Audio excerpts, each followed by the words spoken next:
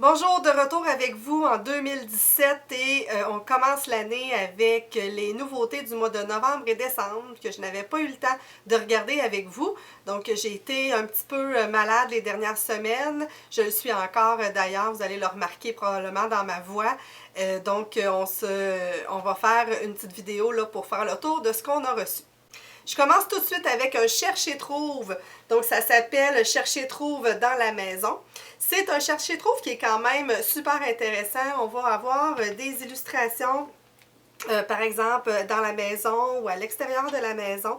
Puis, c'est avec les rabats, donc c'est le fun d'utiliser ce livre-là avec les enfants et de trouver les illustrations.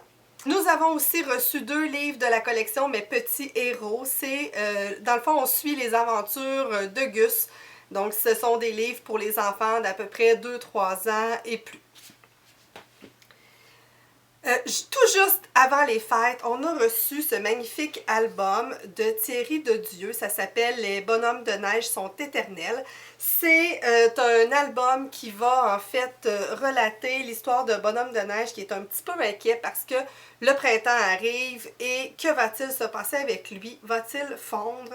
Encore une fois, dans ce livre-là, Thierry Dedieu va utiliser des illustrations très différentes, un style totalement différent de ce qu'il fait dans d'autres livres. Donc, c'est une histoire là, à ne pas manquer. Nous avons aussi reçu Casse-Noisette, magnifiquement illustré par Valeria Docampo. Donc, c'est l'histoire de Casse-Noisette en fait et du ballet, donc vous trompez pas avec cet album.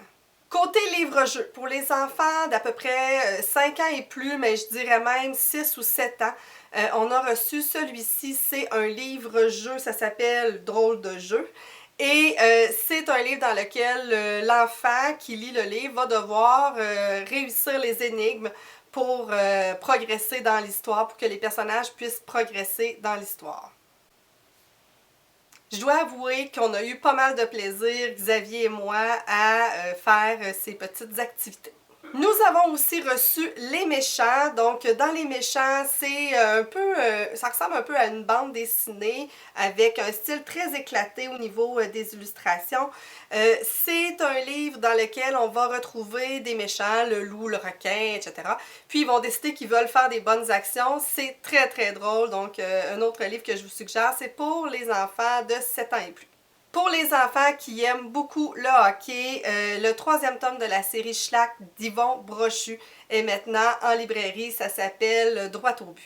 On passe maintenant à la catégorie pour les adolescents.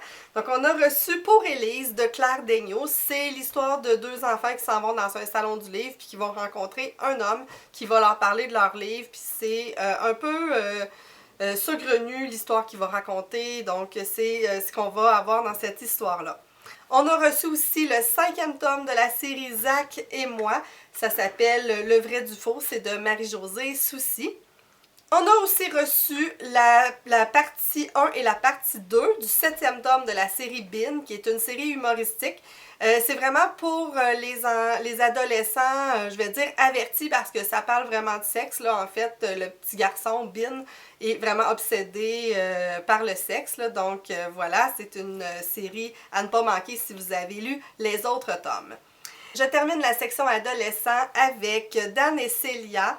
Les jumeaux d'autres mondes. Donc, c'est de Sophie Audouin Mamikonian. C'est en fait les jumeaux, les enfants de Tara. Donc, parce que dans le fond, cet auteur-là a écrit la célèbre série Tara Duncan.